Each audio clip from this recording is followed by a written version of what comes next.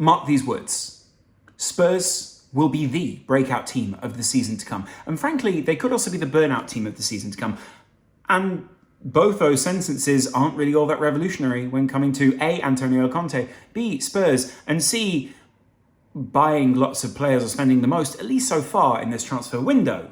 All of those are precursors and pre-deciding factors for people looking in on a team for next season, marking them out as, hey, these guys could be the people that challenge for something, and then ultimately either being proven right or bitterly disappointed. The real question is, can this Spurs side overcome some of the most prolific sides in Premier League history and other sides that have also improved? Because it's not like we're seeing anything different in terms of potential from Spurs here, or are we?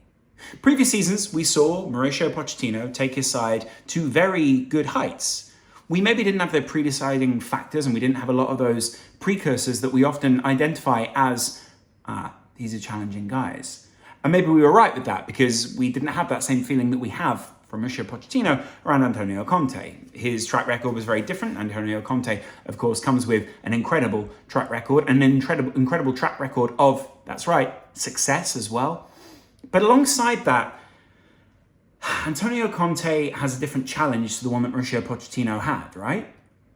Mauricio Pochettino's challenge, during his time at least at Spurs, was to take them over the line against sides that weren't really the same as City, or at least for a couple of seasons, when City weren't quite as strong as they are right now. He then got into that period and people found, well, where are we taking this? People started to not believe and the wheels fell off. Wrongly, but they fell off. So now we find ourselves asking the question, is Antonio Conte going to take this side any further than Mauricio Pochettino did? And the real answer to that is, he's going to make you feel something different to what Antonio Conte made you, to what Mauricio Pochettino made you feel. Antonio Conte will make you feel a different kind of intensity, a different kind of love, a different kind of deeply burning passion and connection to his side. But frankly, it may also feel more like a lover's tryst than that long-term meaningful feeling that you had under Mauricio Pochettino. Because Conte comes with a lot of what some people would identify as toxic traits and what some people would identify as extremely masculine traits. I identify them as extremely masculine because I'm trying to be generous to Antonio, but other people may say there are other aspects. One of those, of course, is pre-season training, where he made his team run 42 lengths of a full-length football pitch before they all collapsed and fell about on the floor. Well, they weren't laughing. From my perspective, and having made a documentary on Antonio Conte, I kind of see where he's coming from with this. He wants, as he said before, the opposition to spit blood. He wants the players to eat grass. He will prefer that his players die than let him down. So with that, you kind of see he has to prepare them for that, right? And he has to put them through something that mentally is going to be grueling. Mentally is going to show them you can push yourself further than you've ever been before. You may remember this from maybe a PE teacher at school or someone else who said, there's something deep inside you, son. And no, not like that. But what I mean by that is someone who basically went, you can go further than you've been before. Your potential is X. So many managers imbue their sides with a sense of X. You know, Klopp does it in a certain way, Pep does it in a certain way. Everyone has a different way of instilling that in their players, right? And Antonio Conte does that through hard work, grit, determination, and frankly, a grueling pre-season. One that a lot of people apparently on the continent are very used to. Some people say it's almost a cultural norm for a lot of people on the continent. And that actually, English pre-seasons are notoriously easy for a lot of people. Of course, there are a lot of pre-seasons from German managers, Spanish managers, all sorts of other managers that don't seem nearly as intense. But Antonio Conte wants these guys to be able to go to war. And he's almost had a whole pre-season of last season with them to prepare them. I actually went to his first game as a manager. It was in the Champions League against a Dutch side. I think it was Vitesse Arnhem. Don't quote me on that. I think it was. And you could see already the side had a sense of belief, that there was this sense that something had been lifted from the old regime, that there was the sense of, we need to impress this guy. There is an alpha male in the camp now. And I'm not saying that all these factors are good things, but what I am saying is those tend to put something into the side that mean they want to change. What else he's put in the side? Well, some good signings. Richarlison as a winger, Yves Bissouma as a central midfielder, Jed Spence, or DJ Spence, as Boovy calls him, Ivan Perisic as a left midfielder / left wing back, and of course, Longley. That's actually a pretty good signing, right? And one that sorts out a real problem for them, alongside Fraser Forster. Fraser Forster, backup goalkeeper, or good cup goalkeeper, or maybe someone who can push maybe Lloris, because their starting 11 still contains Lloris, but now has a back line of Spence, Romero, Longley, Perisic, I want to say, and Dyer in the middle of that. Of course, those two fullbacks, we will talk about those in a minute. The midfield is also going to rely on the fact that Basuma stays fit alongside, that's right, Bentancur. Of course, there are a lot of other people on the bench and other people who he has been investing in the previous season, and I get it, like they'll be able to change that structure. But this is essentially a 4-3-3, and what's bizarre about it is actually one of their biggest signings in the off-season may not even be one of their starting players. It could also, by the way, come as a 3-5-2 if you want to drop Harry Kane a little bit deeper to make him like a number 10, but that's a very flexible idea, and he does drop deep, and that flexibility is probably one of those things they're going to enjoy. Of course, he did enjoy playing with two up top at Inter. He has enjoyed playing this kind of, actually more like a 4-2-4 in other places that look more like a 4-4-2, 4-2-4. He's played with shape before, but he's always loved that 3-4-3. There are a couple of different shapes he likes, is the point I'm trying to make. And really, there are a couple of different players that fit into that. And he'll want to tool up for that. Don't forget, Antonio Conte is running these players into the ground before a season where you can play 5 subs. Anyone want to know about specials units in the NFL or anywhere else where they basically go, hey, we can change an entire tactic here by sending these guys out? You've been playing an entire game 3-4-3. Suddenly, the shape changes, and what do your defensive midfielders do? There is now an overload in certain places, which, hey, people like Manchester United are practicing, Liverpool have been practicing for a very long time. It's a numbers game, essentially, and that's what Antonio Conte is trying to play. If he hits a ball down the flank, he wants to know that they're going to be overloading you coming out the other side of that. There are a number of different ways he's going to play this, but the point is, with the new pieces that he has in Jed Spence, Ivan Perisic, and Longley, which gives them a slightly more stable left centre-back side, means that the attacking elements can be way more attacking, way more aggressive, way more Antonio Conte, way more, hey, we're going to counter-attack here. But also when they have the ball, they now have a series of players who are very good at distributing it very, very quickly to get through, break the lines. And essentially, they also have a lot of pace and a lot of ways to stretch the field out.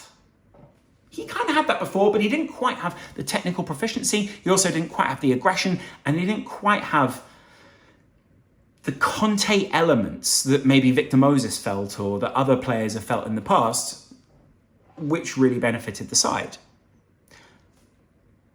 That is where Antonio Conte is brilliant. Antonio Conte is brilliant at getting the most out of players within his own system. What he will have here in Kulusevski, Kane and Son are 3 players who utterly believe in that system and need to rely on that in order to feed them. Kane, being the captain, is going to lead that. So, of course, there are going to be times where he drops deep a little bit. Of course, there are going to be times where Kane says, I need this kind of service. And after what we saw under Son last season with his 23 goal season, equaling Salah, one of the best goal scorers the Premier League has ever seen, we've got a prolific goal scorer there. By the way, everyone's getting excited about Richarlison. Don't even forget that Kulusevski's there. Kulusevski's a fantastic player. Kulusevski came in, lit the world up, lit the Premier League up specifically, and basically completely changed the shape of Spurs. Along with that, by the way, they now also mean that also now means they can stretch the field. It means they can go out to either one of those flanks if they need to. It means they can basically have those double teams on either side and be able to turn the corner either way, not just with Son. Richarlison is also going to be out there to exploit that. There are going to be a number of different ways you can deploy Richarlison, and that's also incredibly exciting. And along with that as well, there's other elements that are favouring Conte in a sense. However, there is one that may not favour Conte and one that always seems to go against Conte: burnout. Now, the first 5 games of the season look pretty good. Southampton, okay. Chelsea, a good one for a tune-up, a good one to work out where your side actually is, and maybe Chelsea won't have all their pieces together yet. Wolves, Nottingham Forest, and West Ham. You would expect them to come out with at least, 10 points out of that? 10 points is going to be competitive at the start of the season, considering what other teams have at this stage in the season. They then play Fulham. They then get into this Champions League area, and that's where the challenge really starts, because then they get Man City, Leicester, Arsenal, Brighton, Champions League again. Hit me with the Champions League again. Everton, Manchester United, and Newcastle. There's a little glutty bit there. And then towards there's a really nice long run of games in the middle of the season, sort of January all the way down to when they hit Newcastle, Manchester United, then Liverpool, and then they have a nice run in at the end of the season. What they have here is a series of Antonio Conte gauntlets where they can basically go very intensely hard and then take a little bit of time to recover after that. And I'm not saying that teams are a gimme in the Premier League, but what I am saying is if you were to structure a season to favour Antonio Conte, it could be structured like this. Now, I may be wrong. Maybe they want to couple of games, difficult game, couple of games, difficult game. But Conte thrives on this siege mentality, on them being at the very top of the table, on them taking points off other people. By the way, who were the only team that beat Man City twice last season? By the way, I understand there was some other factors and other managers that played a part in that, but you get my point. When did they have the most impressive performance? These guys step up. Antonio Conte gets performances, and success follows Antonio Conte. Some of you Spurs fans out there will be asking yourself, why did we not invest in Pochettino? The investment was going elsewhere at that time. The investment was going towards the stadium. The investment was going in other directions. Do not kid yourself at this point. If Pochettino returned now, it would be a very different story. If Pochettino returned now, I'm not sure that some of those players would still be there. I'm not sure the belief would still be there. Different question marks would be over him. You may get a short, bright burn under Antonio Conte because of the investment you've had, because of all those things, and you may be annoyed that you invested in Antonio Conte ahead of, say, Mauricio Pochettino. But this is timelines rather than them saying, we're not investing in Poch, we're going to invest in Conte. And frankly, the lack of spending under Poch has facilitated some of this spending now. Yes, that's right, actually. Some of this facilitated spending is laid out on that basis that Poch didn't spend a lot in that time. There's a lot going on at Spurs right now. Their pre-season has looked very intense, like I'm saying. Their players have looked worn out, but also imbued with a new sense of purpose, as you would expect under Antonio Conte. And let's face it, Antonio Conte went into equivalents of their side in Italy, Inter Milan. He's been into other sides as well. And he's always imbued them with a sense of, we have purpose. We are X, we are Y, we are insert purpose here. He didn't really do the same at Chelsea. He came into a very successful club. Juventus was a whole other thing, but that was a sleeping giant, a giant that was essentially ashamed of itself. And then, of course, there is the idea that Antonio Conte is this formidable character. Martello, hey? I did that Italian thing. A hammer. He's going to hammer these players, but some of them will be very happy to be nails. He's gotten rid of some of the screws. He's gotten rid of some of the pieces you don't need. You don't need any washers. You guys are going in clean, if you know what I mean. What I'm saying is, this team has been Contified. The Contification of Spurs is now underway. And it is a process. And you will see them go through drama next season. But that drama will be unifying. That drama will be, not in a Brent way, but yeah? So, enjoy it. There is a possibility that Spurs finish higher than your favourite side. I can't say some of the things I will say. There is a possibility that Spurs push the likes of Liverpool. I don't think they push the likes of City. There is going to be a belief around that side. There is going to be a sense of momentum around them. And that starting 11 is scary. If they don't get injuries, if they do manage to keep it together, and if they do manage to compete on that Champions League front, if they do have some good runs like that, maybe reawaken their elements of, hey, we're in the Champions League again. Hey, do you remember when we did this thing that time in the Champions League a few years ago?